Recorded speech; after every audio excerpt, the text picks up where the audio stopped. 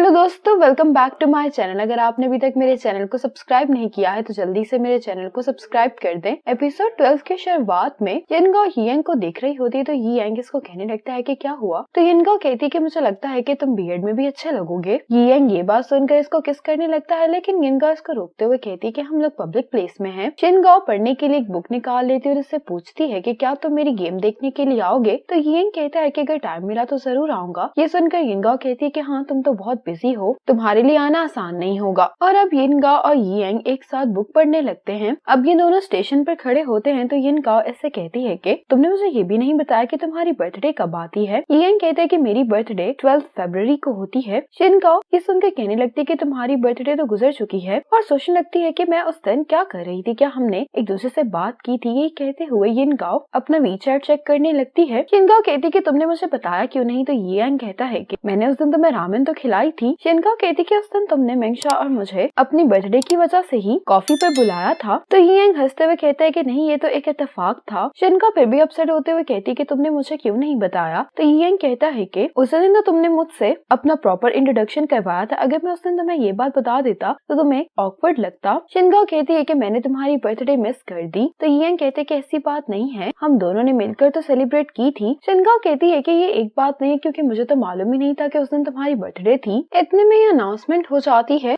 जिसको सुनकर यिनगाओ कहती है कि जब तुम पहुंच जाओगे तो मुझे इन्फॉर्म कर देना। हियंग इसको गुड बाय कहकर जाने लगता है, लेकिन यिनगाओ इसको हक कर लेती है। अब यिनगाओ की टैक्सी आ जाती है और हियंग इसको टैक्सी तक छोड़ने के लिए आता है। यिनगाओ हियंग से कहती है कि तुम अपना ख्याल रखना वरना मैं तुम्हारे लिए परेशान हो जाऊंगी। हियंग कहता है कि हाँ, मुझे समझ आ गई है। अब यिनगाओ टैक्सी में बैठ जाती है तो ये कार की विंडो खोलकर हियंग को अपने पास बुलाती है। यिनगाओ इसको किस करती है, फिर ये दोनों एक दूसरे को बाय बोलते हैं और यिनगाओ यहाँ से चली जाती है। इसके बाद हियंग रात को अपने बिलियर्ड रूम जब पहुंच जाता है तो संजा कहने लगता है कि मैं आज रात यहाँ पर नहीं रुक सकता क्योंकि मुझे अपनी वाइफ के साथ एनिवर्सरी सेलिब्रेट करनी है। तो हियंग कहता है कि तुम आराम से जा सकते हो क्योंकि आज रात यहाँ पर मैं रुकूंगा। अब संजा यहाँ से जाने लगता है तो उसको याद आता है, ये हियंग को बताता है कि बाकी सब लोग हेल चले गए हैं। ये वही सिटी है जहाँ पर यिनगाओ रुकी हुई है क्योंकि ये सब लोग कंपटीशन से पहले एनवायरनमेंट से फेमिलियर होना चाह रहे थे और वैसे भी सब लोग जानते हैं तुम लाइव गेम्स कभी भी नहीं देखते, इसीलिए उन्होंने तुम्हें नहीं बताया और उन्होंने मुझसे कहा कि मैं तुम्हें ये बात बता दूं। हियंग कहते कि ठीक है, तुम अब घर वापस जाओ। ये सुनकर संजा यहाँ से चला जाता है। अब हियंग को यिनगाओ का मैसेज आता है जो इसको अपनी गेम की प्रिपरेशन के बारे में बता रही होती है।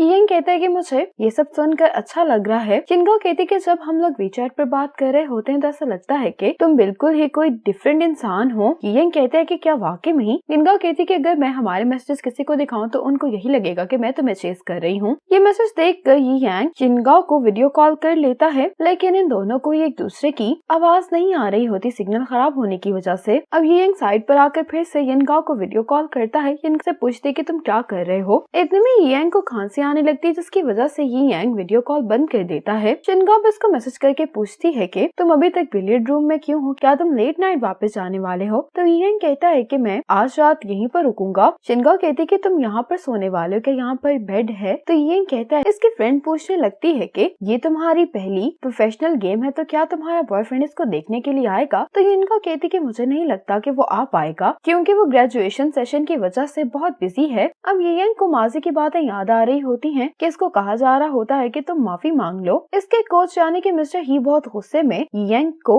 यहाँ से जाने के लिए कह रहे होते हैं। ये हियंग से कहते हैं कि तुम ग्रुप को छोड़ दो, मुझे अब इस बात की कोई परवाह नहीं है कि तुम कहीं पर भी जाओ, मैं तुम्हें अब से कहीं पर भी जाने से नहीं रोकूंगा और ना ही अब मेरा तुमसे कोई ताल्लुक है। सभी लोग हियंग को माफी मांगने के लिए कह रहे होते हैं। हियंग ये सब कुछ याद करके बहुत ही ज्यादा दुखी होता है। हियंग को बहुत बुरा लगता है कि इसके कोच इस पर इतना गुस्सा कर रहे हैं और ये अपने कोच से माफी मांगे बगैर यहाँ से जाने लगता है। इसके फ्रेंड्स इसको रोक भी रहे होते हैं, लेकिन मिस्टर ही कहते हैं कि तुम लोग इसको जाने दो और हियंग यहाँ से रोता हुआ चला जाता है। हियंग जब बाहर आ जाता है तो चियांग यांग इसके पास आकर कहने लगता है कि ऐसा कोई भी नहीं है जिससे कोई गलती ना हो, क्या तुम माफी नहीं मांग सकते? लेकिन यियांग इससे बैग पकड़ता है, यहाँ से जाने लगता है। जियांग इससे कहने लगता है कि अब तुम मेरी भी बात नहीं सुनोगे, लेकिन यियांग रोता हुआ यहाँ से चला जाता है। अब यियांग प्रैक्टिस कर रहा होता है, यिनगाओ को मैसेज करता है कि अगर मुझसे कभी गलती होगी तो क्या तुम उस गलती को ठीक करने का चांस मुझे दोगी, और साथ में ये भी मैसेज कर देता है कि मैं चीटिंग की बात नहीं कर रहा। यिनगाओ कहती कि ठीक है, 3 दफा चांस दूंगी, और ये भी लिखती है कि मुझे तो 10 टाइम से भी कोई मसला नहीं है। यियांग ये मैसेज देखकर बहुत ही हैरान हो रहा होता है। यिनगाओ कहती है कि अगर तुम मुझे मनाना चाहते हो तो मुझे कुछ अच्छा सा खिला देना, मैं फौरन मान जाऊंगी और तुम्हें माफ कर दूंगी। ये मैसेज देखकर यियांग को बहुत अच्छा लगता है। इसके बाद यिनगाओ भी प्रैक्टिस करने के लिए आ जाती है। यहाँ पर जो लड़की होती है वो यिनगाओ से पूछती है कि तुम एक टफ ग्रुप में हो, क्या तुम नर्वस महसूस कर रही हो? यिनगाओ कहती है कि नहीं। कि लड़की कहती कि मैंने सुना है कि तुम यियांग को जानती हो, वो कैसा है? तो यिनगाओ कहती कि वो ठीक है, इस साल उसने अपना मास्टर्स कंप्लीट कर लिया है और उसको पीएचडी प्रोग्राम में एडमिशन भी मिल गया है। ये सुनकर ये लड़की खुश होती है। अब चूँकि ये लड़की चेंगयान जियांगिंग के क्लब की होती है तो ये यियांग को मैसेज करती है कि मेरी अभी मुलाकात चेंगयान से हुई और वो तुम्हारे बारे में पूछ रही थी। यियांग को जब ये मैसेज पूछता है तो वो यिनगाओ से ये पूछने लगता है कि तुम अभी तक प्रैक्टिस कर रही हो। यिनगाओ यियांग से इस लड़की के बारे में पूछना चाह रही होती है, लेकिन यियांग इस बात का कोई जवाब नहीं देता।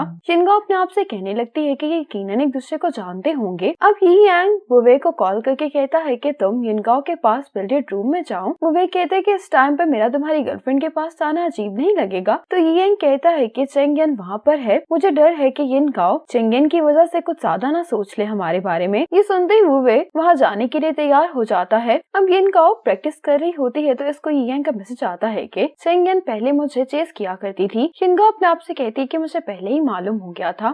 इतने में यहाँ पर वुवे आ जाता है जो कि चेंगयान से कहता है कि तुम अभी तक प्रैक्टिस कर रही हो? तो चेंगयान कहती है कि नहीं, मैं बस वापस जा रही हूँ। यहाँ पर यिनगाओ को देखकर ऐसे प्रिटेंड करता है जैसे इसको नहीं मालूम था कि यहाँ पर है। ये चेंगयान से कहता है कि मैं तुम्हें यिनगाओ से इंट्रोड्यूस करवाता हूँ, ये यियांग की गर्लफ्रेंड है। ये सुनकर इसको अच्छा तो नहीं लगता, लेकिन यिनगाओ को कहती है कि तुमसे मिलकर मुझे बहुत खुशी हुई। चेंगयान इन दोनों को बाय करके यहाँ से चली जाती है। वुवे इसके जाने के बाद कहने लगता है कि यियांग हैंडसम है, इसलिए डोंगजुन सिटी की बहुत सारी लड़कियां इसको चेस किया करती थी, लेकिन ये कोई बड़ा मसला नहीं है और इस बात से भी कोई फर्क नहीं पड़ता कि वो अभी भी अगर उसके बारे में सोचती हैं तो तुम्हें तो प्राउड फील करना चाहिए, क्योंकि यियांग ने तुम्हें खुद चेस किया है। यिनगाओ उसकी बात का कोई भी जवाब नहीं दे रही होती तो वुवे कहने लगता है कि उसे तो तुम पहली नजर में ही पसंद आ गई थी। यिनगाओ इसकी ये बात सुनकर हंस रही होती है। वुवे इसको खुश देखकर कहने लगता है कि क्यों ना हम दोनों फ्राइड चिकन खाने के लिए चलें। अब वुवे का यियांग को मैसेज आता है कि तुम्हारी गर्लफ्रेंड अब खुश है इसलिए तुम परेशान नहीं हो। ये मैसेज देखकर यियांग रिलैक्स हो जाता है।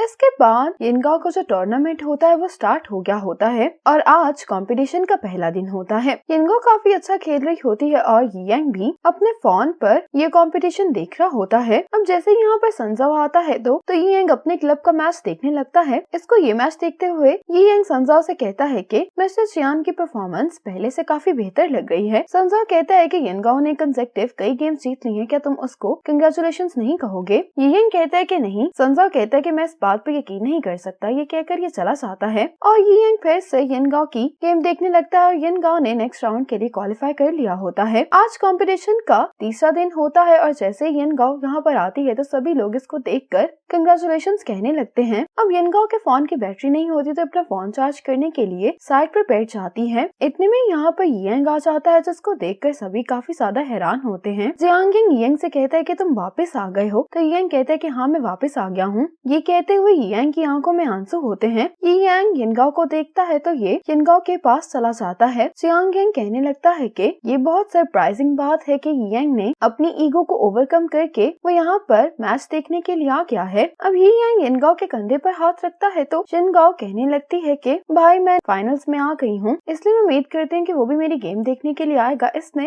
एयरफोन्स लगाए होते इसलिए इसको यियांग के आने के बारे में यहाँ पर खबर ही नहीं हुई होती। यियांग ये सुनकर मुस्कुराने लगता है और यिनगाओ के एयरफोन निकाल कर कहने लगता है कि तुम मुझे अभी क्या बुला रही थी? यिनगाओ उसको देखकर बहुत इमोशनल हो जाती है, कहने लगती है कि तुमने तो कहा था कि तुम नहीं आ सकोगे, तो फिर तुम आज अचानक से कैसे आ गए हो? तुमने मुझे यहाँ पर अचानक आकर डरा दिया है, क्या तुम मुझे पहले नहीं बता सकते थे? यियांग कहते कि क्या तुम्हें मेरे आने की एक्सपेक्टेशंस नहीं थी? तो यिनगाओ कहती कि तुम्हें इसका जवाब मालूम है। इस बात पर यियांग मुस्कुराने लगता है। इसी मोमेंट पर एपिसोड 12 खत्म हो जाती है।